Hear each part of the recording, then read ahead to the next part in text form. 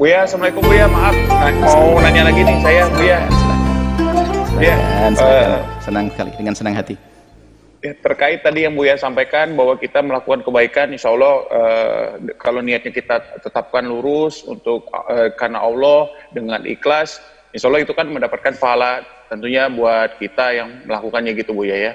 Tapi kalau ketika kita sudah melakukan, ternyata ada amalan-amalan yang kebaikan yang harusnya baik, menjadi amal kebaikan buat kita, tapi ternyata ditolak sama Allah Buya.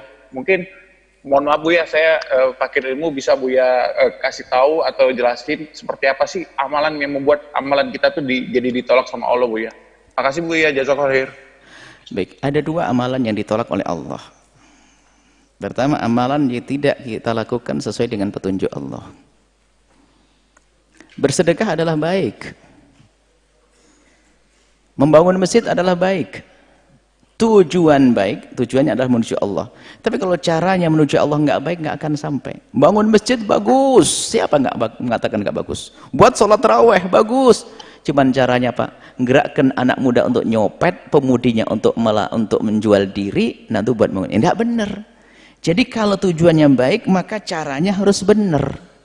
Makanya perbuatan baik yang kita lakukan kan katanya untuk Allah, maka langkah-langkah kita di dalam meniti tersebut kebaikan harus dengan cara yang benar.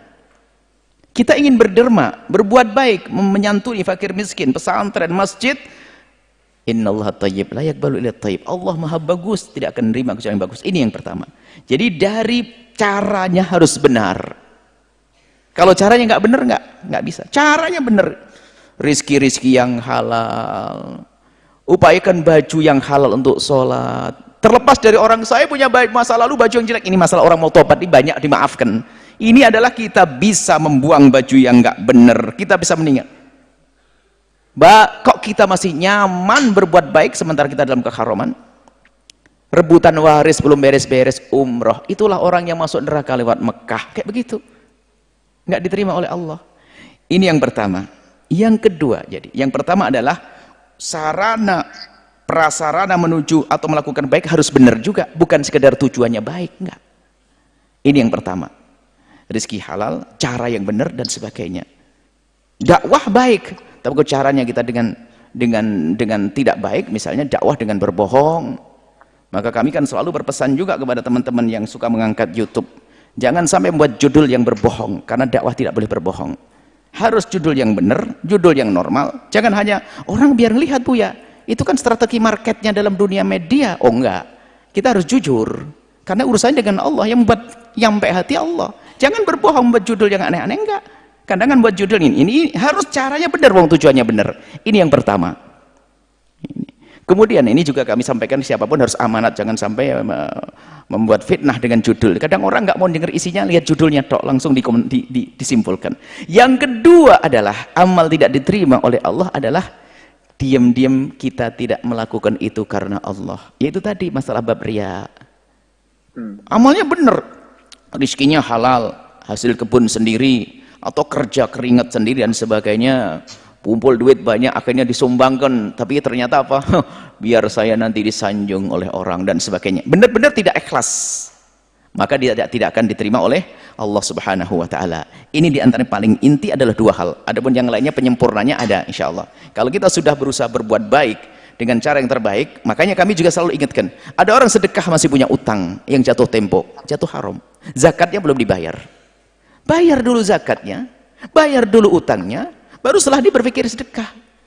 Tapi nanti siapa yang bangun pondok, nanti yang bantu pondok? Jangan sok jadi pahlawan, Allah yang bantu nanti melalui orang lain. Kadang-kadang kita ini terlena, ingin melakukan kebaikan, lupa ada hal yang lebih penting lagi untuk kita selesaikan, itu hawa nafsu dan tidak diterima oleh Allah Subhanahu wa Ta'ala. Kemudian yang kedua adalah masalah niat. Tapi ingat, tidak boleh berkecil hati semua dari kita.